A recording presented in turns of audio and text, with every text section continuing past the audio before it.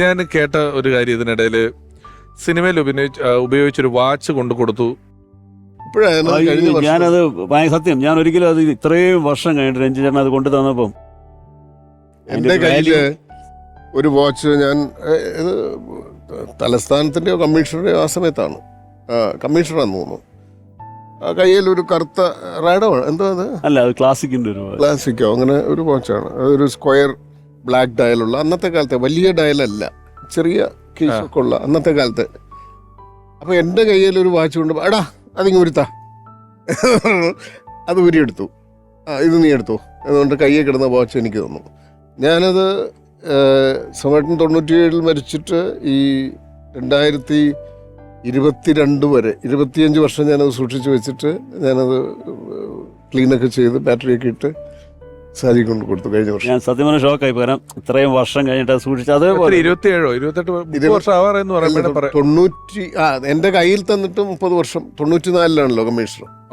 അപ്പൊ 30 വർഷം വാച്ച് ഓടുന്ന അവസ്ഥയില് എന്തൊരു ഓർമ്മകളാണ്. ഞാനത് കെട്ടിയിട്ടില്ല, അന്നും ഞാനത് കെട്ടിയില്ല. എന്റെ കയ്യിൽ കൊണ്ട് കെട്ടി തന്നു, ഞാനത് കൊണ്ടുപോയി അത് അവിടെ ഉരി വെച്ചു. സോമേട്ടൻ തന്നൊരു വാച്ച് ആയതുകൊണ്ട് ഞാനത് തന്നെ വളരെ പ്രഷ്യസ് ആയിട്ട് കാണുന്നു. അതിന്റെ സ്ട്രാപ്പ് പോലും അതുപോലെ തന്നെ ഉണ്ട്. അത് വാഹനം സൂക്ഷിച്ചു വെച്ചിട്ടുണ്ടെന്ന് പറയുന്ന ആ കാറുണ്ടല്ലോ അല്ലേ, അതുണ്ട്. അംബാസഡറും ഇല്ലേ? അംബാസഡർ അല്ലേ മാരുതി, അത് ഓൾമോസ്റ്റ് 30 years ആയി. അത് ആ വണ്ടിയുമായിട്ട് ബന്ധപ്പെട്ട് എനിക്ക് പെട്ടെന്ന് ഓർമ്മ വരുന്നത്, ലേലത്തിന്റെ ഷൂട്ട് കഴിഞ്ഞു.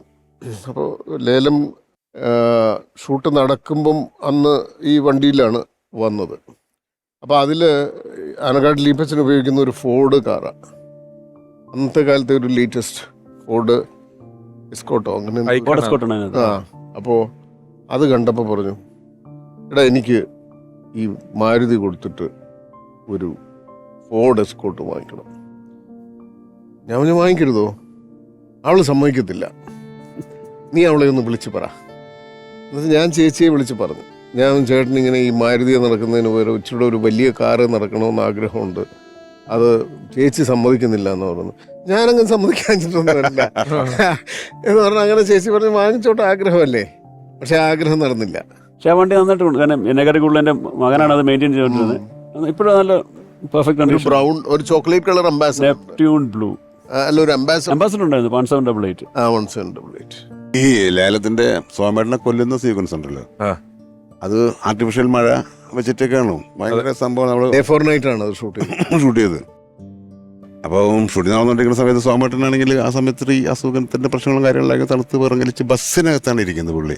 അപ്പോൾ ഞാനും സുബേറും കൂടെ വന്ന് പുള്ളിയോട് സംസാരിക്കുന്നു. അപ്പോൾ പുള്ളി എന്തിയാടാ അങ്ങനെ വണ്ടി എവിടെയാടാ അവരോട് ചോദിച്ചിട്ട് ഇങ്ങനെ കൊണ്ടാക്കി തരാം.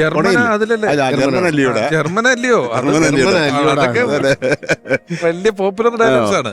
അപ്പോൾ എവിടെയാടാ വണ്ടി എവിടെ കിടക്കുന്നത്? നമ്മൾ പറയുന്ന ഇത് അവിടെ കിടക്കുന്നു. എന്നാടാ കുടയൊന്നും ഇല്ലേ? രണ്ടുപേരുടെ പേര് എന്നാടാ ഒരു ചുറ്റുകളി. പിന്നെ ചോദിക്കുന്നുണ്ട് നിനക്ക് എത്രയാടാ മക്കള്? അപ്പോൾ ഞാൻ പറഞ്ഞു 2. അവന് എന്നാടാ നിനക്കായില്ലേ എന്ന് പറഞ്ഞ്. അപ്പം ഞാൻ പറഞ്ഞേ ഈ ഷോട്ട് എടുക്കുന്നത് ഞാൻ ജോത്സാനോട് സാറേ ഇത്രയും നല്ലൊരു മനുഷ്യനെ കൊലയ്ക്ക് കൂട്ടുകാൻ എന്നെ കൊണ്ട് പറ്റില്ല എന്ന് പറഞ്ഞു. അപ്പോൾ ചോദിച്ചിട്ട് പേടയിലേ പോയി അഭിനയിക്കണേ.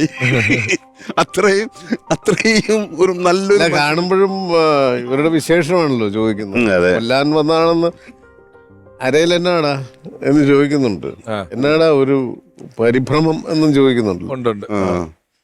അപ്പം മനസ്സിലായി കൊല്ലാനാണെന്ന്.